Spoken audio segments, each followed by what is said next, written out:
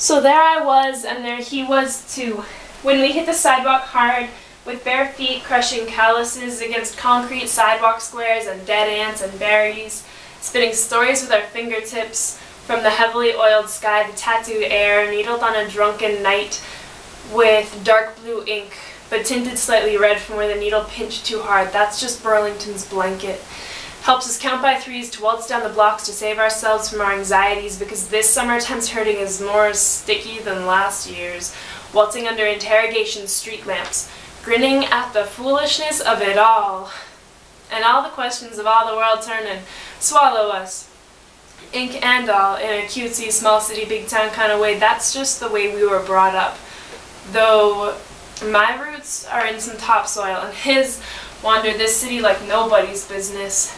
He's a childish sort of Irish boy, though closer to being a man. He can bullshit his way through all sorts of trouble, and just grins his Cheshire grin, laughing at my ignorance under his carrot-top mop head, with his stress-relieving cigarette perched above his right ear for when his hands shake too much. Not tonight.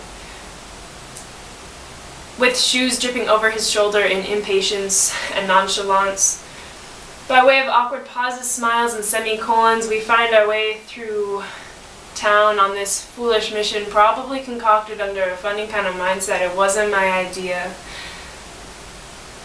Though tonight, we are both struck under the influence of foolishness, of a beautiful barefoot red sky Burlington intoxication, though he's used to it and I'm not, of both the hour and the shards of glass now carved into my heel. But we hit the grass soft, with purpose and accomplishment, when he says jump on 3 and we race the length of it, and it was like painting lines across the tops of my feet and crushing rose petals under both feet soles, all under the fluorescent lighting of the Hyundai dealership sign, nighttime, ragtime, good time, of perfectness and perfection, under a mood begotten by the stares of two near strangers, as something to cure momentary wanderlust or concern. And then we turned back on Shelburne Road, which eventually turns back into South Willard Street, that gradual climb of uneven concrete and beautiful homes, silence at this hour, with their pet dogs kicking nightmares into the soot of the corners. But as suddenly as the dark fell down on my first perfect night, he sat me down on the wooden edging of the Willard Street Inn's garden, and we talked, really talked, better than anyone else I know. That boy knows how to talk. And just a block from home, we developed some kind of plot to some kind of quasi-romance novel, because we told secrets.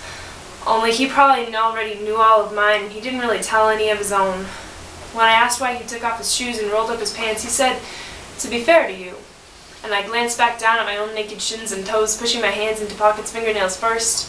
And in the next 3 hours, the night never really ended, but the morning, it began. They merged together when he fell asleep in the tent with the rest of us, crushing his cigarette and mumbling jack phrases in the middle of stale air hours, and then infusing each one of us with some new and profound senses.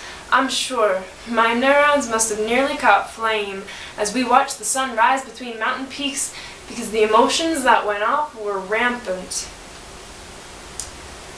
Dandelion seeds on a windy day when everything looks really nice but feels just a little off, with the sun slathering a thick layer of discomforting heat over arms and legs. It wasn't hot that day, and it wasn't hot that night.